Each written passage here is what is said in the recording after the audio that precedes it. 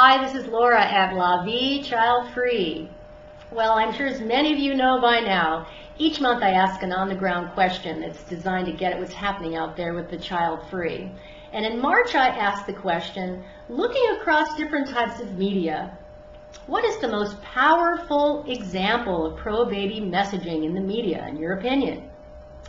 So thanks to all who wrote in here as well as on child-free discussion forums out there. There's a lot of fervent opinion I received this month on this topic. So let me speak to the top three that people wrote in and talked about. The first that people wrote in and talked about the most had to do with TV and print media as it relates to the news. Lots of folks lamented about how child victims are over-focused in these kinds of stories when there are lots of other victims in the story, like they're adults.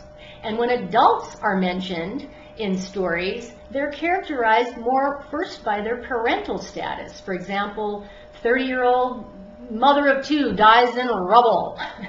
Or if the person who dies is a young person, there'll be comments like, this young woman will never be able to have kids and she will never have had the experience of raising a family. There are even stories where women who are mothers and criminals are even glamorized. People wrote in and talked about stories where women were convicted of murder, but that really wasn't the focus of the story as much as the fact that she was a good mother. As in, how could this happen? How could she do this? She was such a good mother. So here's the kind of messaging that's in behind these kinds of stories is, one, victims who are mothers basically somehow have more value than victims who aren't mothers. And kids have more value than adults. Said another way, mothers and children matter most. Talk about getting to the heart of pronatalism there.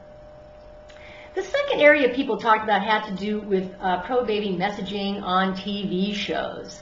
One area storyline lots of folks spoke to was the oops pregnancy storyline, where there's an oops pregnancy and the woman says, of course I'm going to have the baby. Then she only has the baby and she realizes that her life really never had meaning or purpose or was truly empty before she'd had a child.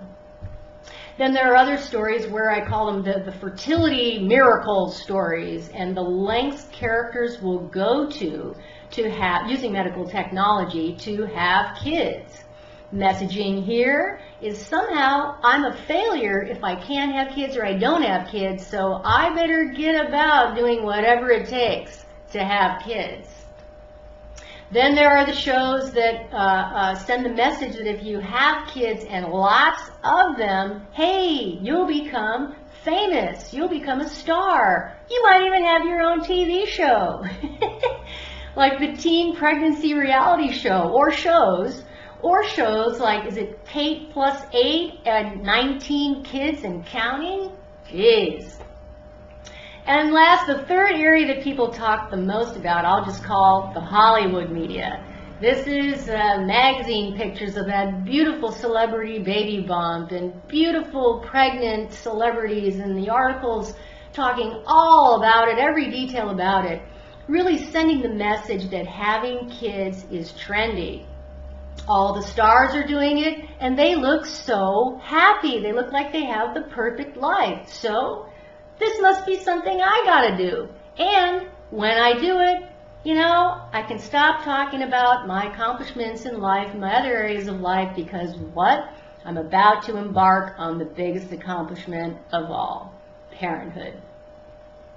So really, what's concerning about this kind of messaging is it really does not reflect reality. What's the truth? Mothers and children don't matter more than other people. We all matter.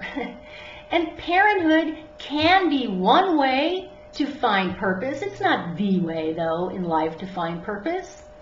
And having kids, and too many of them, when you're not emotionally or financially ready, will not bring fame.